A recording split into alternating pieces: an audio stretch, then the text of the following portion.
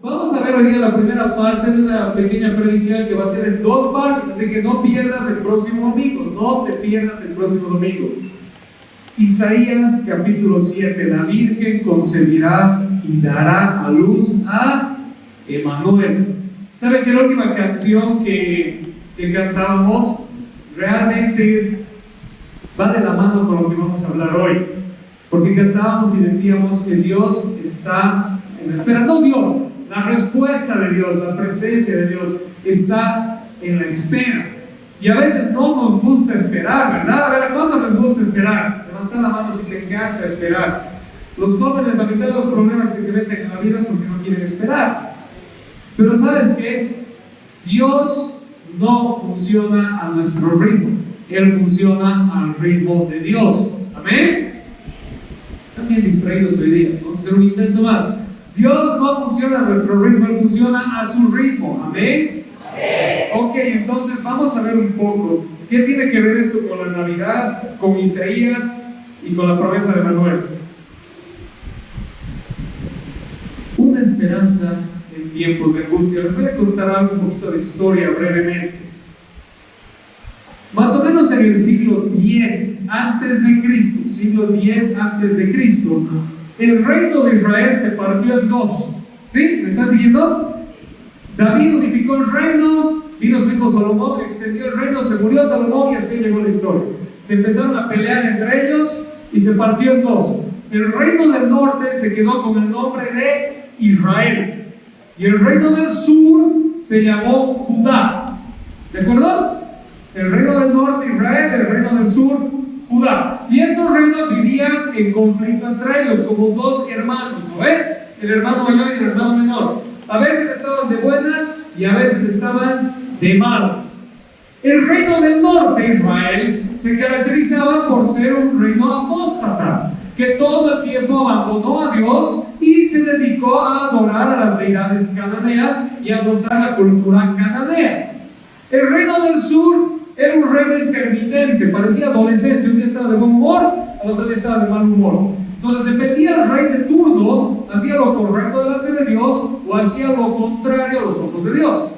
Vamos a avanzar hasta el siglo 8 a.C., al año 743, y quien reinaba en esa época se llamaba Acaz. ¿Cómo se llamaba? Acaz. Acaz era un rey que hizo lo malo, lo incorrecto ante los ojos de Dios. Y en un momento, el rey de Israel se une con el rey de Siria, los dos países grandes del norte, y dicen: vamos a ir contra Judá y lo vamos a destruir. Vamos a ir contra Acaz y lo vamos a matar y vamos a destruir a Judá. Y Acaz se asusta, literalmente la Biblia dice que su corazón comienza a temblar, no sabe qué hacer, está preocupado y él sabe en su conciencia que había hecho lo malo ante los ojos de Dios, había hecho lo que no debía. ¿Con qué cara le iba a pedir ayuda a Dios si era un rey apóstata? Pero Dios, en medio de eso y en su misericordia, le manda un mensaje a través del profeta Isaías. Y el mensaje es el siguiente. Más tarde, el Señor le envió al rey Acaz el siguiente mensaje. A ver, lo van a leer ustedes. ¿Están listos? A la 1, a las 2 y a las 3.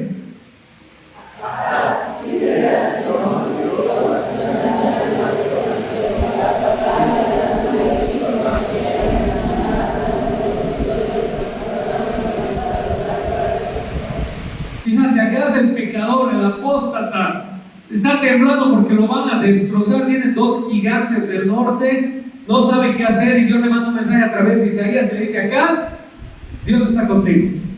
Dios está contigo, y para que sepas que Dios está contigo, pedile lo que quieras y Dios lo va a hacer. Pedile la señal que quieras y Dios la va a hacer.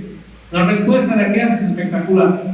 Pero Acaz respondió: no pondré a prueba al Señor, ni le pediré nada. Qué bonito Acaz, ¿sí o no? Qué fea de Acaz, ¿qué dice? ¿Sí o no? No toda su vida un infiel, y en ese momento se llena de fe y dice: ¿para qué le voy a pedir pruebas a Dios? Yo tengo fe. ¿Qué dice? ¿Sí o no? ¿Sí o no? ¡No! Vamos a ver después que la respuesta de Acaz le molesta a Dios. Y Ten eso en mente y vas a saber por qué. En todo caso, Dios les responde a Acaz y dice: yo te voy a mandar una señal. Lo vamos a ver lo que continúa. Entonces Isaías le dijo: escuchen bien, ustedes de la familia real de David. ¿Acaso no les basta con agotar la paciencia humana? ¿También tienen que agotar la paciencia de mi Dios? Muy bien, el Señor mismo les dará señal. Vamos a parar ahí. ¿Acaso tan mal tipo eres que tus vecinos te quieren reventar? Y no feliz con pelearte con los vecinos, ahora quieres hacer enojar a Dios más. De paso, ya lo has hecho enojar toda tu vida. Pero Dios en su misericordia te está enviando un rescate. ¿Por qué? ¿Por amor a Acaz? No, por amor a Judá, por amor a David, por la promesa que Dios tenía para ese pueblo. Y Acaz dice: no, gracias, haga lo que quieras. En otras palabras, Dios, haz lo que quieras, no necesito responder. ¿Me entiendes? ¿Me están siguiendo? Y Dios se molesta con Acaz y le dice a Acaz: yo te he dicho que pidas una señal, pero ahora como no la has querido pedir, yo te la voy a dar. ¿Estamos bien? ¿Me están siguiendo? ¿Sí? Y dice así: muy bien, el Señor mismo les dará la señal. Miren, la Virgen concebirá un niño, dará a luz un hijo y lo llamará Emmanuel, que significa Dios está con nosotros. Pero no termina ahí, muchos se saben de memoria el versículo 14, la respuesta de Dios, pero Dios le da una respuesta completa a Acaz y dice así: cuando ese hijo tenga edad suficiente para escoger lo correcto y rechazar lo malo, estará comiendo yogur y miel. En otras palabras, cuando este niño sea adulto, todo va a estar en paz, todo va a estar bien. Yogur y miel era como decir en Cochabamba: se va a comer un pique con bocochiche, ¿ya? ¿Sí? No va a haber escasez, va a haber lo rico. Acuérdense que la tierra prometida era la tierra de leche y miel. ¿Estamos bien? Pues, pero ojo, mira esto. Pues antes de que el niño tenga esa edad, las tierras de los dos reyes que tanto temes quedarán desiertas. Luego, el Señor hará venir sobre ti, sobre tu nación y sobre tu familia, hechos como nunca hubo desde que Israel se separó de Judá. Pondrá al rey de Asiria en tu contra. Chan, chan. Cuando el niño sea adulto, todo va a estar bien. Pero antes de que el niño sea adulto, van a pasar algunas cosas. Los reyes que están viniendo en tu contra, el rey de Israel y el rey de Siria, van a ser destruidos. Su tierra va a ser destruida. Pero tú también. ¿Están siguiendo lo que dice aquí? Pero tú también. En ese día, el Señor llamará con un silbido al ejército del sur de Egipto y al ejército de Asiria. Ellos te rodearán como un enjambre de moscas o ovejas. Vendrán en inmensas multitudes y se establecerán en las regiones fértiles y también en los valles desolados, en las cuevas y en los lugares llenos de espinos. En ese día el Señor contratará a una navaja procedente del otro lado del río Éufrates, rey de Asiria, y la usará para afeitarte por completo, tu tierra, tus cosechas y tu pueblo. En ese día un campesino se considerará afortunado si le quedan una vaca y 2 ovejas o cabras. Sin embargo, habrá suficiente leche para todos, porque quedarán muy pocos habitantes en la tierra. Comerán yogur y miel hasta saciarse. En aquel día los viñedos lozanos, que hoy valen 1000 piezas de plata, se convertirán en parcelas llenas de zarzas y espinos. Toda la tierra se convertirá en una gran extensión repleta de zarzas y espinos, en un territorio de cacería lleno de animales salvajes. Nadie irá a las laderas fértiles donde antes crecían los huertos, porque estarán cubiertas de zarzas y espinos. Allí aparecerán el ganado, las ovejas y las cabras. En otras palabras, señor Acaz, esto es lo que va a pasar. Te voy a dar una señal milagrosa. Y esa señal va a significar, primero, los reinos del norte no te van a vencer, van a ser destruidos.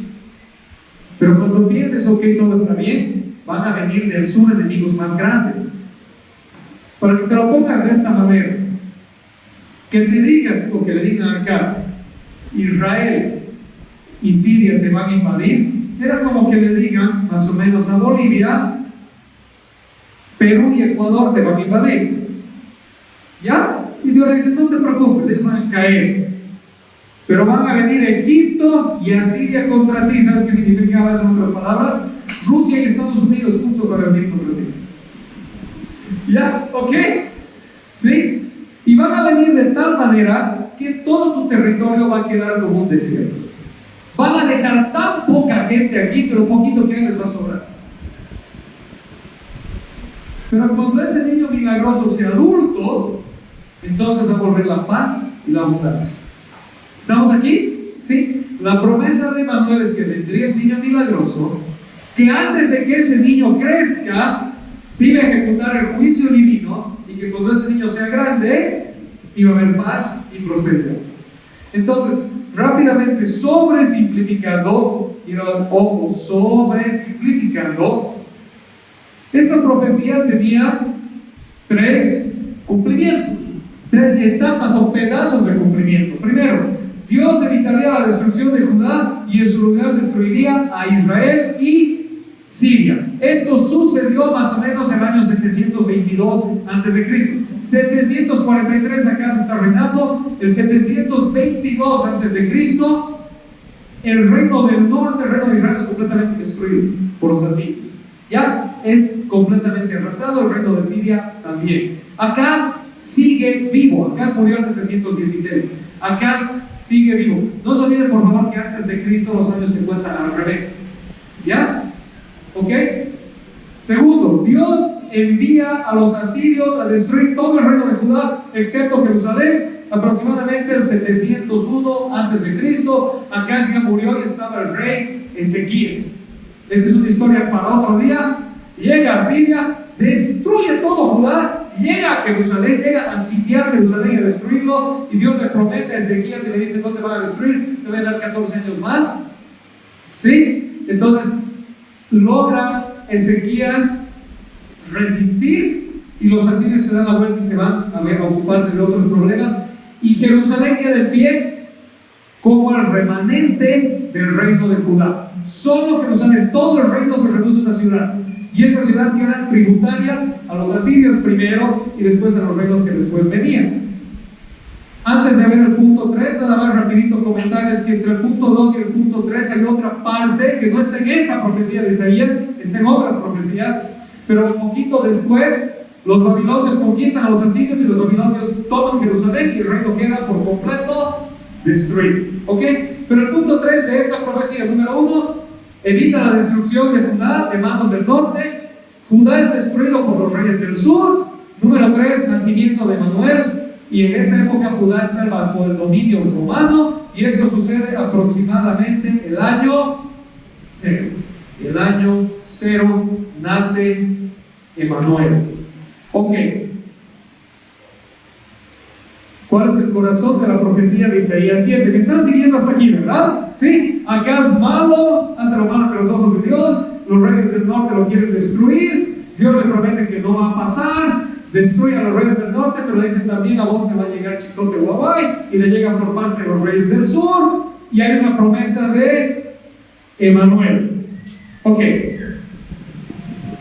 ¿Qué pasa entonces? Pasa lo siguiente. La señal de que Dios iba a traer paz por fin al reino, iba a ser la llegada de Emanuel. ¿Y Emanuel significa qué? Dios con nosotros. ¿Qué significa Emanuel? Dios con nosotros.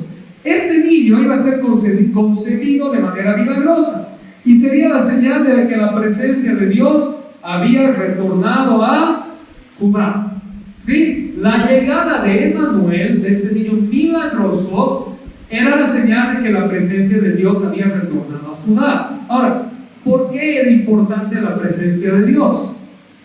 Porque a través de todo el Antiguo Testamento, la presencia de Dios en el pueblo significaba protección, victoria, provisión y seguridad. ¿Qué significaba la presencia de Dios?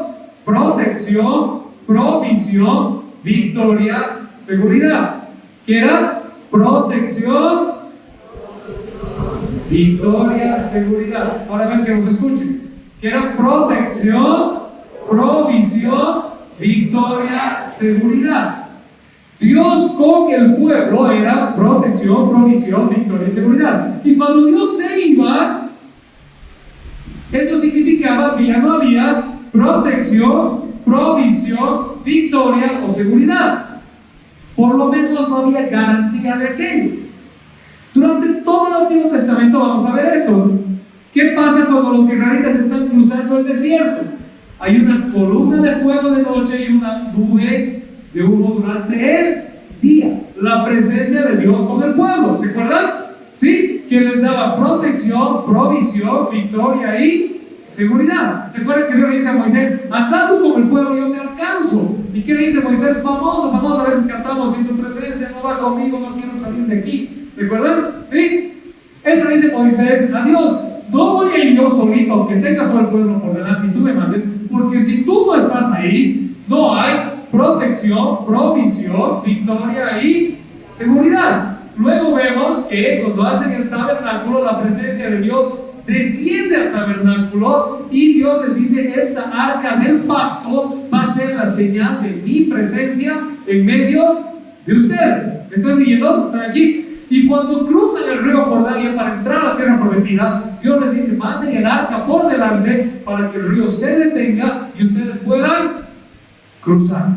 Cuando van a conquistar Jericó, Dios les dice: vayan y den vueltas con el arca, que representa la presencia de Dios en medio del pueblo, y los muros van a caer. Durante toda la conquista de Canaán, el arca representaba la presencia de Dios en medio de ellos. Llega un momento en que los israelitas piensan que el arca era un amuleto. No era un símbolo de Dios, sino un amuleto. Y de eso hemos hablado hace unos meses. Deciden usar el arca como amuleto y Dios les dice: me voy del arca, buena suerte. Y se hacen masacrar con los filisteos. Se arrepiente y Dios los perdona. Más adelante Salomón construye un templo. ¿Se acuerdan del templo de Salomón? ¿Sí? Y cuando Salomón construye y dedica el templo, la presencia de Dios desciende al templo, inunda el templo, y es la señal de la presencia de Dios en medio de Israel. Protección, provisión, victoria, seguridad. Pero llega un momento en el que por el pecado de Israel, Dios se va del templo. Y literalmente les dice: yo no vivo en templos hechos de roca y de madera. Y se van y los dejan. Y les dice: ¿quieren confiar en sus ídolos? ¿Quieren confiar en sus vecinos, en sus alianzas y en su riqueza? Confíen. La protección, provisión, seguridad y victoria ya no están con ustedes. ¿Amén? ¿Están aquí? ¿Me están siguiendo? Y esto está sucediendo acá. Dios ya no está en el templo. Dios ya ha abandonado a Judá por su pecado. A Israel ni qué decir, porque Israel ya se ha hecho otra nación. No quiere decir que Dios no estaba activo o presente. Dios siempre está. Siempre habían profetas que hablaban la palabra de Dios y llamaban al arrepentimiento. Siempre había un remanente fiel, un grupo de gente que seguía y obedecía a Dios. Pero la presencia de Dios en medio del pueblo ya no estaba. ¿Me están siguiendo? Y Dios les dice: por esto es tan importante la promesa de Manuel. ¿Por qué estamos hablando de todo esto? Porque Dios les dice: va a llegar un niño que va a simbolizar que he vuelto, que Dios ha vuelto a jurar, que la presencia de Dios está con ustedes. Y cuando ese niño nazca, que simboliza a Emmanuel, Dios está con nosotros, en medio del pueblo habrá otra vez, ¿qué cosa? Protección, provisión, victoria, seguridad. En este contexto, que la promesa de Manuel es tan importante y notoria, esta era la promesa de que la llegada de este niño garantizaría la presencia de Dios en medio del pueblo. Esta presencia sería señal de victoria, protección y provisión divina. ¿Están siguiendo? ¿Sí? ¿Ok? Había una promesa del retorno de Dios a morar con el pueblo y todo lo que eso significaba. Pero antes Dios ejecutaría el juicio que había decretado contra Israel y Judá. ¿Se acuerdan que hemos hablado de eso? Sí, Israel es destruido en 722 por los asirios, no queda nada de Israel, de ese reino, ya no queda nada. Los asirios tenían la costumbre de hacer dos cosas: exterminar a la población local, y a los que quedaban los sacaban, se los llevaban a otro lado y los mezclaban con otra población, y agarraban gente de otro lado y los traían a ese lugar, de tal manera que esa población étnica, culturalmente quede destruida y nunca más vuelva. ¿Sí? ¿Me están siguiendo? Eso hacían los asirios. Por eso Dios protege a Judá de Asiria, porque si Asiria hacía eso con Judá, no hubiera habido más herencia del pueblo de Dios. Hubiera sido completamente aniquilado. Chao. Todas las promesas de Dios a David, chao. Dios cumple lo que promete. Así les haya dejado una ciudadcita chiquitita. Dios le prometió a David que su reino, que de sus descendientes nunca iban a ser por completo destruidos. ¿Me están siguiendo? ¿Están aquí? Ok. Pero había un juicio contra Judá, y ese juicio llega a través de la mano de los babilonios. ¿Cuál era la diferencia con los babilonios? Los babilonios no hacían eso.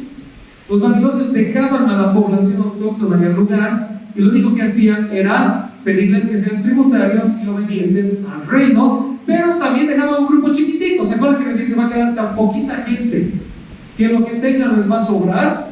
Porque los babilonios agarran a la mayor cantidad del pueblo y se la llevan cautiva. ¿Han escuchado, hermanos, que creció en la iglesia del cautiverio? ¿No ves?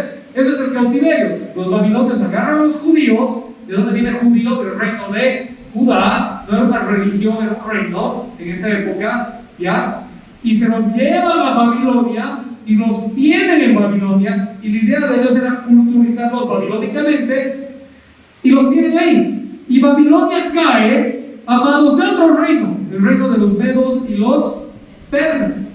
Y ahí está el libro de Esther, famoso. Y Esther se gana al rey de tal manera que a través de Nehemías y Esdras les devuelve su territorio para que habiten otra vez ahí. Y el pueblo de Judá, que estaba en Babilonia, regresa a la tierra de Judá. ¿Estamos bien? ¿Estamos acá? Sí. Todo ese era el juicio de Dios: el cautiverio, la destrucción y el retorno. Y cuando retornan los judíos a Judá, hacen la muralla otra vez de Jerusalén. No se olviden que ya no eran un reino, eran un pueblo con un territorio bajo el gobierno de los persas.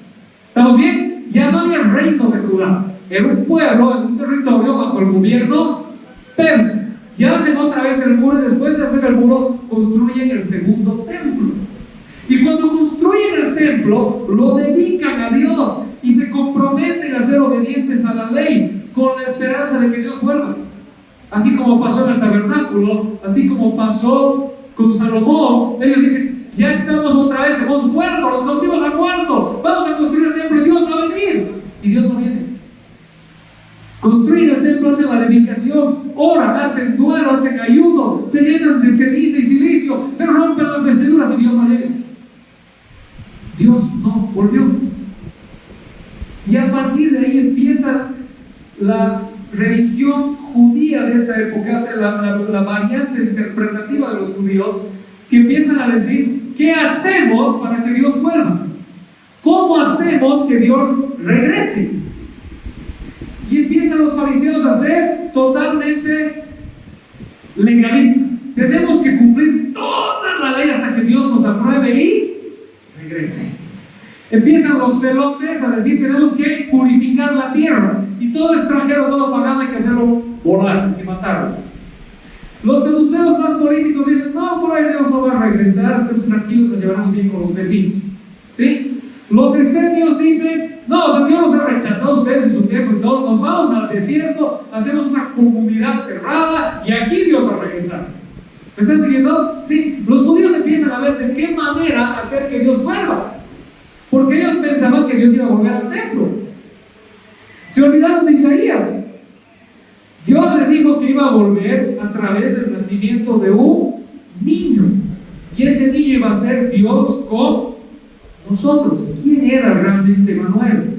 ¿Cuándo llegaría Emanuel? Acuérdense que han pasado 5 siglos.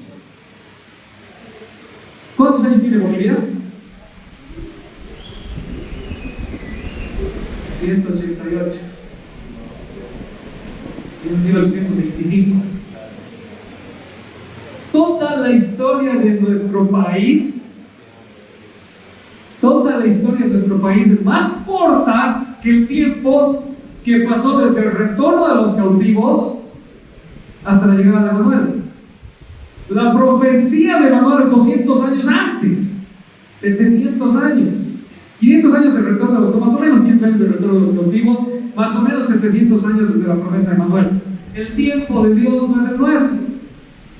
¿Se acuerdan que cantamos hace rato? Está en la espera? Sí, pero no a la espera de que llegue el WhatsApp.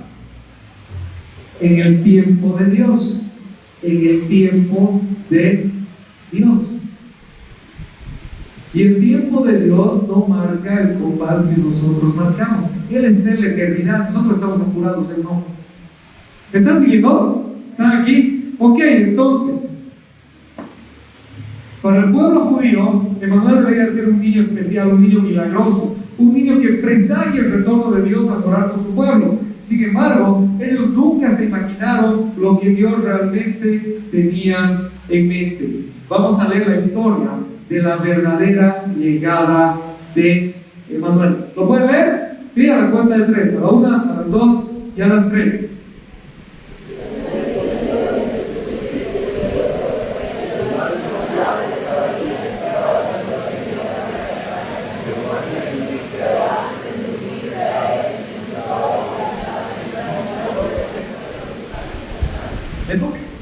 Como José, su esposo, era un hombre justo y no quería exponer la vergüenza pública, resolvió divorciarse de ella en secreto. Les toca.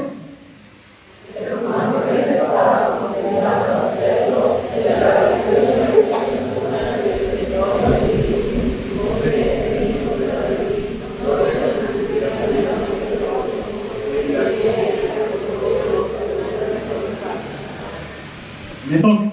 Dará a luz un hijo y le pondrás por nombre Jesús, porque él salvará a su pueblo de sus pecados. Les toca.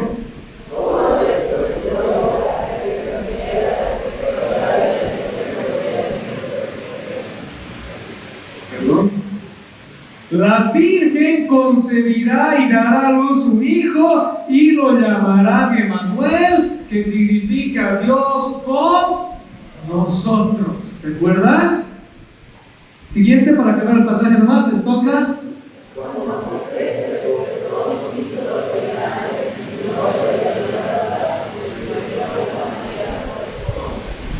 Amén. Los judíos esperaban la llegada de un niño especial, un niño milagroso. Lo que jamás imaginaron era que ese niño sería mucho más que milagroso. Sería Dios mismo hecho hombre. Emanuel literalmente era Dios con nosotros, no como un símbolo, sino como la presencia misma de Dios caminando en medio del pueblo.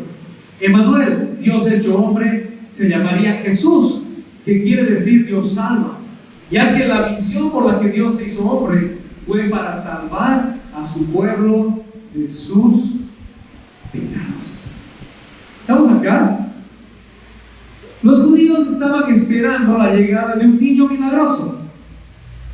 Nunca se imaginaron que no era un niño milagroso, era Dios hecho hombre, era Dios mismo que descendió a habitar en medio de ellos. El arca del pacto, el tabernáculo de Moisés, el templo de Salomón eran símbolos de la presencia de Dios. Eran símbolos de que Dios habitaba en medio del pueblo. Emanuel no era un símbolo de que Dios llegó al pueblo. Emanuel era Dios en el pueblo. ¿Me están siguiendo? ¿Me entienden la diferencia? ¿Sí? El Evangelio de Juan nos los cuenta, nos hace mucho más claro. Se lo conocen de memoria, pero lo vamos a leer. En el principio ya existía el Verbo, y el Verbo estaba con Dios, y el Verbo era Dios. Él estaba con Dios en el principio. Por medio de él todas las cosas fueron creadas. Sin él nada de lo creado llegó a existir. En él estaba la vida, y la vida era la luz de la humanidad. Esta luz resplandece en las tinieblas, y las tinieblas no han podido extinguirla. Vino un hombre llamado Juan, Dios lo envió como testigo para dar testimonio de la luz, a fin de que por medio de él todos creyeran. Juan no era la luz, sino que vino para dar testimonio de la luz. Esa luz verdadera, la que alumbra a todo ser humano, venía a este mundo. El que era la luz ya estaba en el mundo, y el mundo fue creado por medio de él, pero el mundo no lo reconoció. Vino a lo que era suyo, pero los suyos no lo recibieron. Mas a cuánto lo recibieron, a los que creen en su nombre les dio el derecho de ser hijos de Dios. Pueden leer este versículo ustedes fuerte. 1, 2, 3. A ver, fuerte, con ganas, con convicción. 1, 2, 3.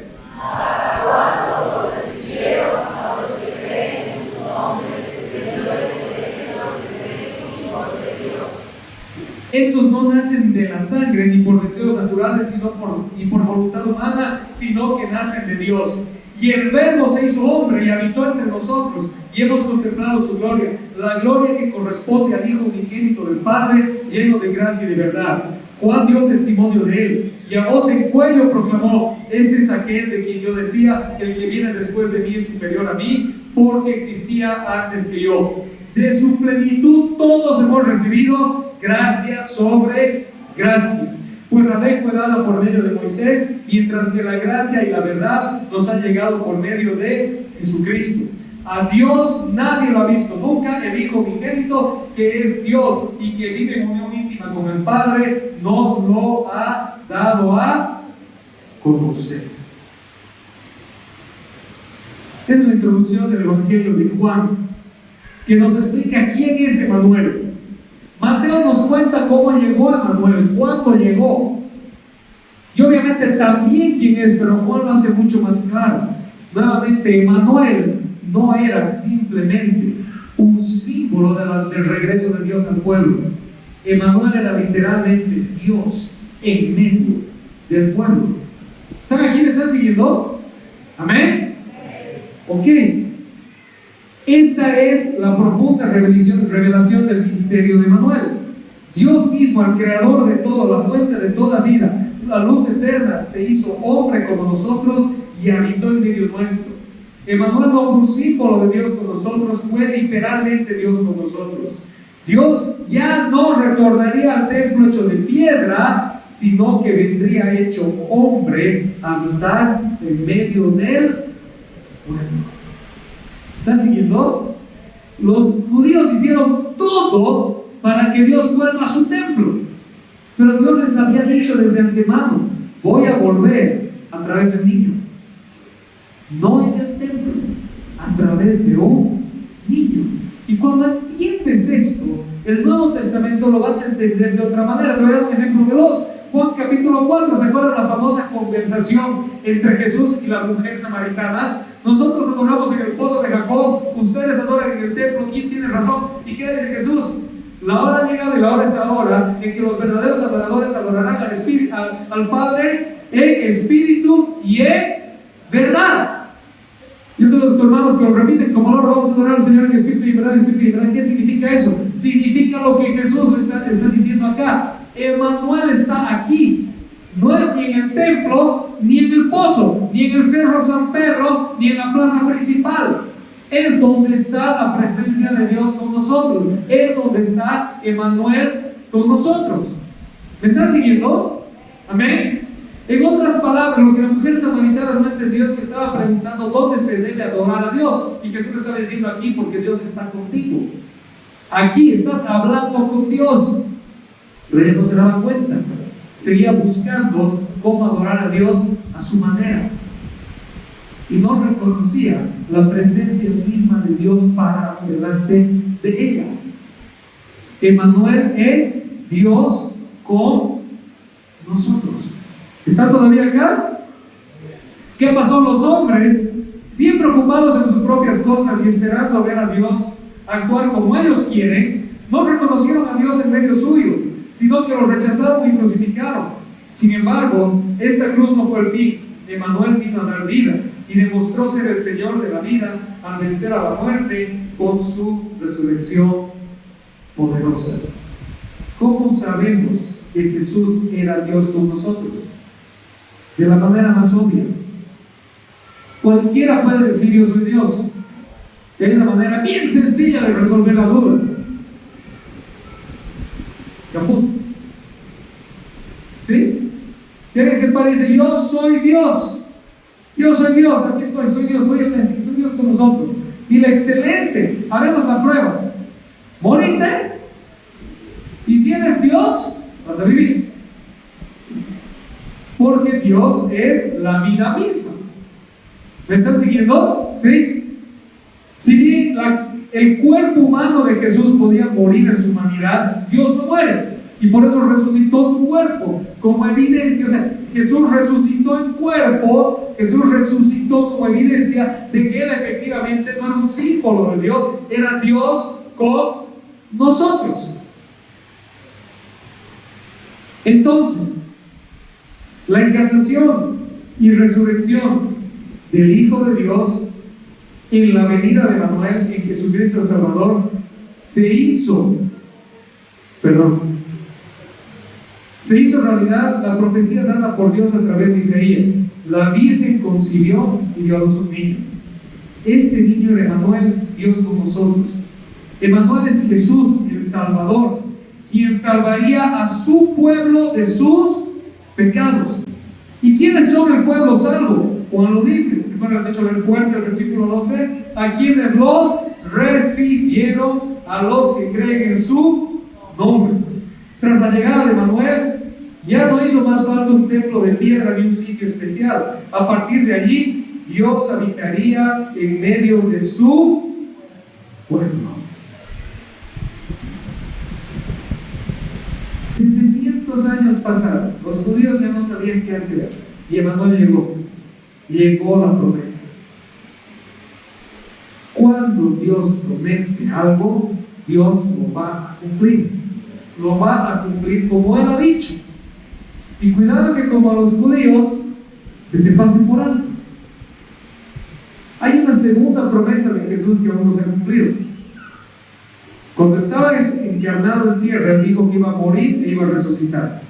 Él dijo que iba a ascender y que iba a enviar un consolador, el Espíritu Santo. Todo eso ya pasó. Queda una promesa pendiente, que Él retornaría a tomar a su pueblo y juzgar la maldad humana. ¿Están siguiendo? ¿Están acá? Quiero que notes un detalle más y con eso vamos a ir cerrando.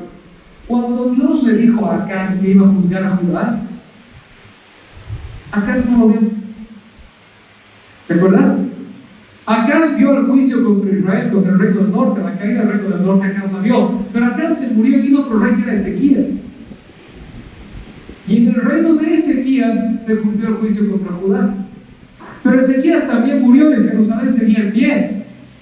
Pasaron mucho tiempo, más de 100 años, hasta que vino el juicio final a través de los babilonios. El hecho de que Jesús haya dicho voy a regresar y no haya regresado todavía, no quiere decir que Él no va a regresar, quiere decir que no es el tiempo asignado para su regreso. Pero así como lo que Isaías le dijo a Acaz se cumplió, no en la vida de Acaz, pero en la vida de muchos reyes después. Y así como Emanuel llegó 700 años después, Jesús vuelve, nos guste o no, lo creas o no, Jesús vuelve. Pero mientras esperamos su regreso, tenemos esta hermosa promesa, la promesa de Emanuel. Cuando el niño sea grande, habrá protección, provisión, victoria y seguridad en el pueblo. La venida del Espíritu Santo a la iglesia, la venida del Espíritu Santo a la iglesia, es el sello de Emanuel en medio nuestro. Es la promesa de que Dios está en medio nuestro. ¿Me estás siguiendo? Ya no necesitamos a Emanuel en carne y hueso. Dios con nosotros. Ya vino, ya hizo la obra de salvación, ya murió en la cruz, ya ascendió al cielo, ya resucitó y ascendió. Pero envió a Dios a nosotros, al Espíritu Santo. La fe cristiana, por eso es la fe de un Dios trinitario, un Dios en tres personas, un solo Dios, tres personas, Padre, Hijo y Espíritu Santo. Y el Espíritu Santo, que es Dios, no solo está en medio nuestro, está en nosotros.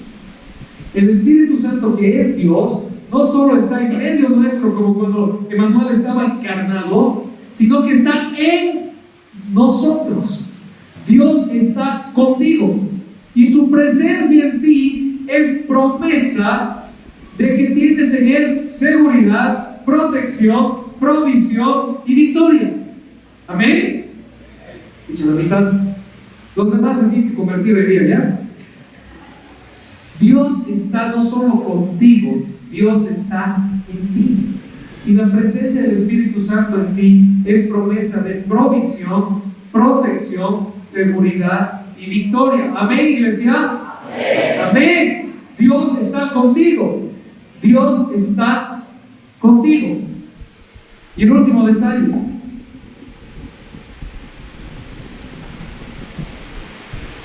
Jesús, el Salvador, Emmanuel, Dios con nosotros, nació en un pueblo, en el pueblo judío, pero no vino por un pueblo, vino por la humanidad.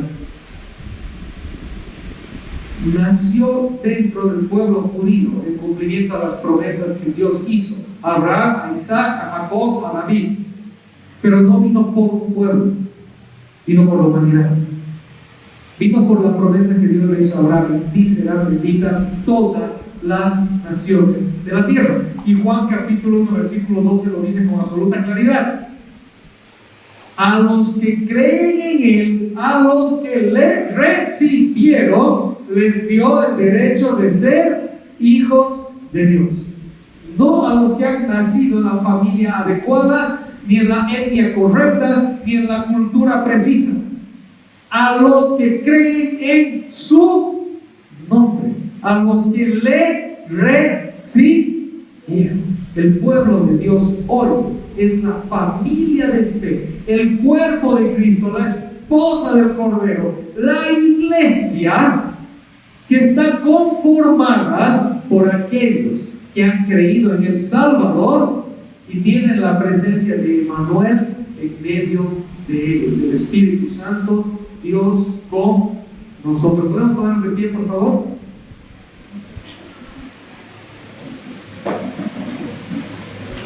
Esta es una realidad de todos los días, pero a fin de año nosotros celebramos la llegada de Emmanuel, de Jesús, del cumplimiento esperado. ¿Qué celebramos en estas fechas navideñas a fin de año? Celebramos que la profecía de Isaías se cumplió, que Emmanuel llegó y llegó a salvar. ¿Qué celebras en la Navidad? ¿Qué le vas a enseñar a tus hijos en la Navidad? A tus vecinos, a tus amigos. Estoy celebrando la llegada de Emmanuel. No que está volviendo, que vino. Estoy celebrando que Emmanuel vino, habitó en medio nuestro, murió, resucitó, ascendió y ahora está conmigo. Está en mí. Dios sigue en medio nuestro. Amén. ¿Qué más celebramos? Celebramos la natividad, el nacimiento de ese niño, Jesucristo, que trajo vida, paz, seguridad, protección y provisión eternas. Celebramos que Dios habitó en medio nuestro, en carne y hueso, y que ahora nos invita a habitar con Él por medio de la fe, por medio de la adopción del Espíritu Santo y la promesa de vida eterna. ¿Qué celebras en la fiesta de la Navidad, de la natividad del nacimiento? ¿Celebras que Emmanuel nació? Vino y se llamó Jesús el Salvador, obró nuestra salvación y ahora nos adoptó a su familia, a una comunión con Él, que tienes acceso a la presencia de Dios, que tienes comunión con Dios, que no necesitas ir al templo, ni al pozo, ni al cerro, ni a la cueva. Él está en ti, Él está contigo. Amén.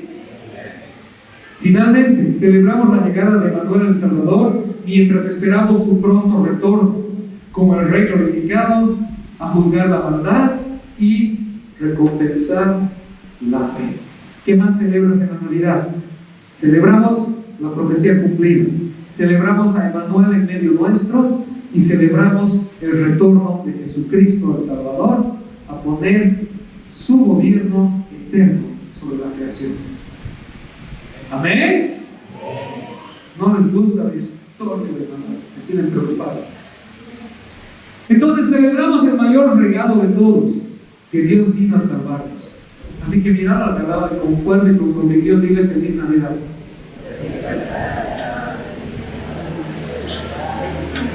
¿Qué tal si lo haces más bonito? Mirar al que tienes al lado, cerca, si no hay nadie a tu lado, buscar y dale un fuerte abrazo y dile feliz Navidad. Dios está contigo.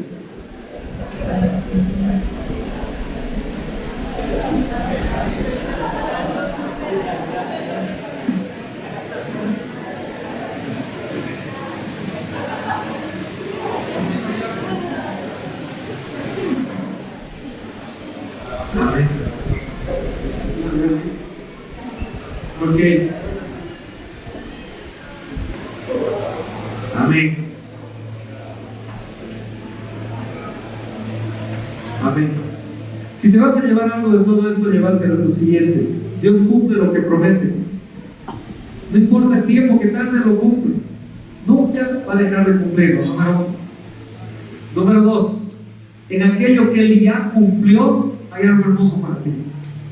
En aquello que Él ya cumplió, hay algo hermoso para ti. A través de la fe en Jesucristo tienes salvación. La salvación no es un concepto abstracto. La salvación es el hecho de que ahora Dios te ha adoptado en su familia, te ha dado su Espíritu Santo, y ahora Emmanuel ya no está ni en el templo ni en el Hijo encarnado, está en el Espíritu Santo que mora en ti. Literalmente, Dios con nosotros, Dios en medio nuestro. Así que cuando celebres esta Navidad, celebra ese hecho. Dios está contigo y está en medio de ti. Amén. Antes de pasar a la ofrenda, tengo un pequeño anuncio especial para los papis y mamis de escuela dominical, abuelitos, tíos, quien sea que haya traído a sus guaguas. Celebrando la Navidad, hoy los niños están haciendo algo espectacular. Cada niño de allá arriba de la escuela dominical va a bajar con una bolsita. Esta bolsita tiene víveres y otras cosas. Así como Dios nos regaló a nosotros, a través de Jesús, su grande amor por gracia, hoy queremos enseñar a nuestros niños y a los papás a tener una vida de entrega, de amor, de generosidad. Y les estamos dando una ayudita, una chanchulla. Tus hijos han armado en su aula una bolsa. Esa bolsa no es para ellos ni es para ti. Esa bolsa es para que se la des a alguien. Camino a tu casa, cuando vayas a almorzar, deja que tus hijos busquen a alguien que tiene necesidad. ¿Sí? No importa quién sea, tú escoger el que Dios ponga en tu corazón y permitir que tus hijos le den ese regalo y le digan feliz Navidad. Dios también está contigo. Dios te ama.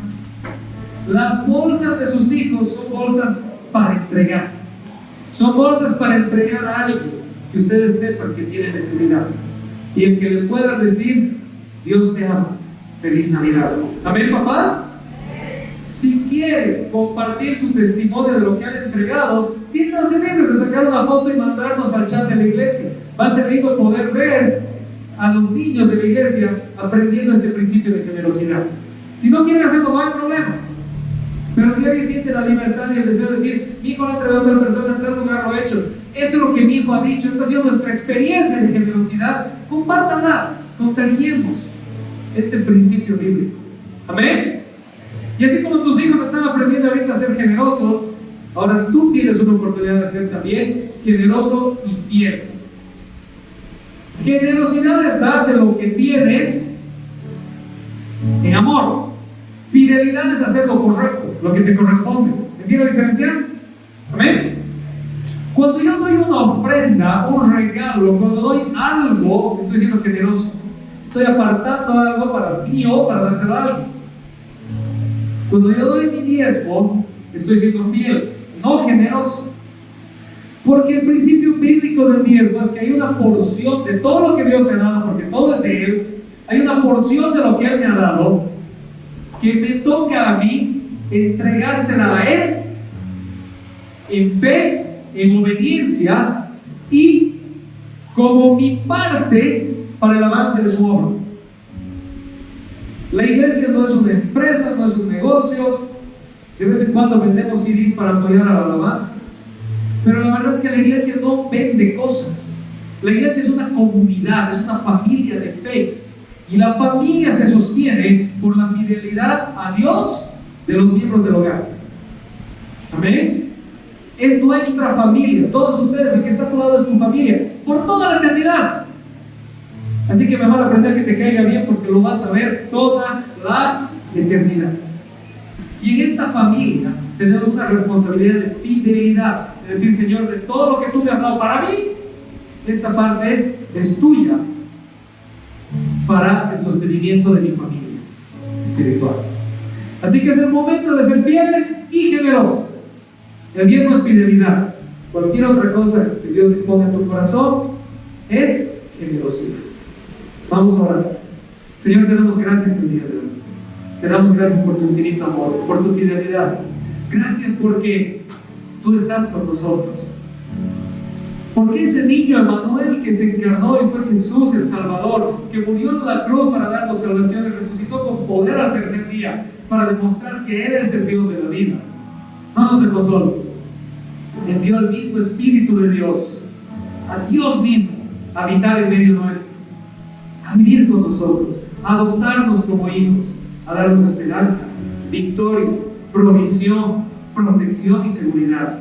Gracias, Señor, porque tú estás con nosotros y estás en nosotros. Y en este momento, en fidelidad a ti y en generosidad, siguiendo tu ejemplo, separamos aquello que te corresponde para el sostenimiento de tu obra. Te damos gracias, Padre amado, en el nombre de Jesús. Amén. Qué hermoso tiempo en la presencia de Dios. Yo aprendí mucho y fui fortalecido por medio del Espíritu Santo. Espero esta prédica, esta alabanza haya sido de bendición para tu vida y puedas aplicarlo en tu diario vivir. No te olvides seguirnos por medio de las redes sociales. Que tengas una bendecida semana.